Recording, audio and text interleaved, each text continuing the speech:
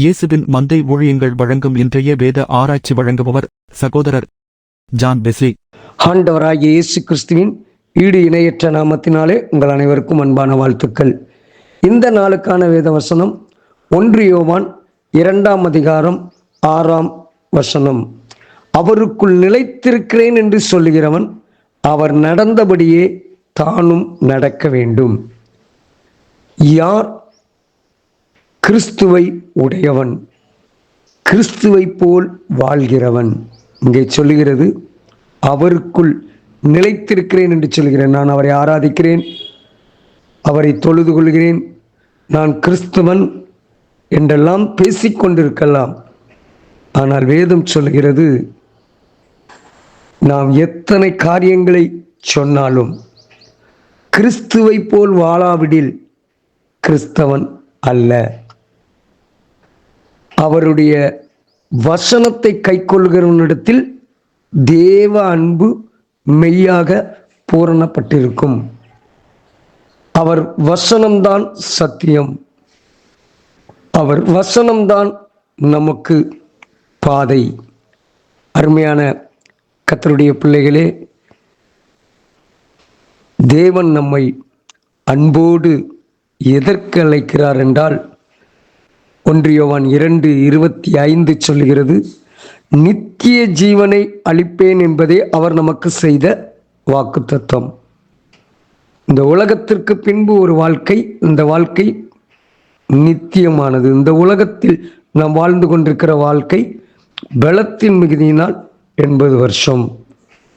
ஆனால் அதற்கு பின்புள்ள அந்த நித்திய வாழ்க்கையை வாழ வேண்டும் என்றால் நாம் அவரோடு வாழ வேண்டும். அவருடைய கற்பனைகளை நாம் கை கொள்ளுகிறவர்களானால் அவரை அறிந்திருக்கிறோம் என்பதை அதனால் அறிவோம். கர்த்தருடைய வசனத்தை கை கொள்வது மாத்திரமே.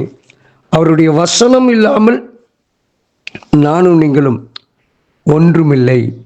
அவர் வசனத்தை நாம் கை கொள்ளாமல், அவர் வசனம் நமக்கு காண்பிக்கிற பாதையிலே நானும் நீங்களும் செல்லாமல், அதனால்தான் அப்போஸ்தலனாகிய பவுல் சொல்லும்போது சொல்லுகிறார், என்னை பின்பற்றுகிறவர்களாகுங்கள்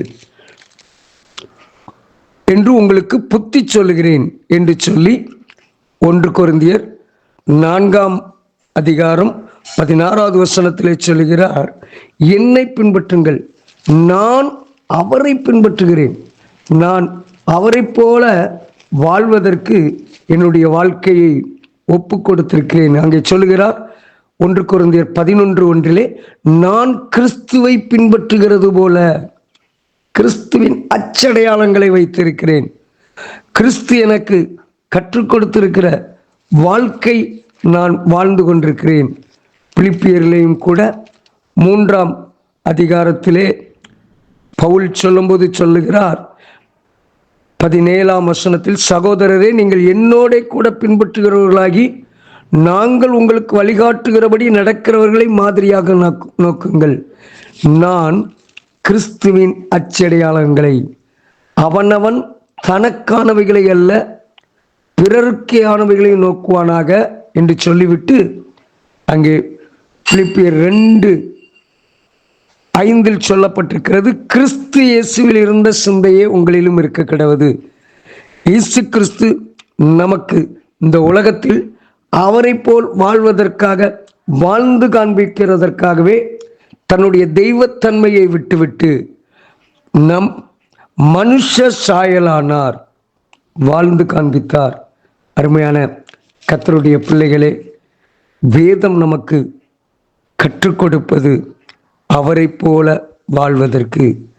அவர் நம்மை போல் பாடு அனுபவித்தார், நம்மை போல் அநேக துன்பங்களையும் துயரங்களையும் சந்தித்தார்.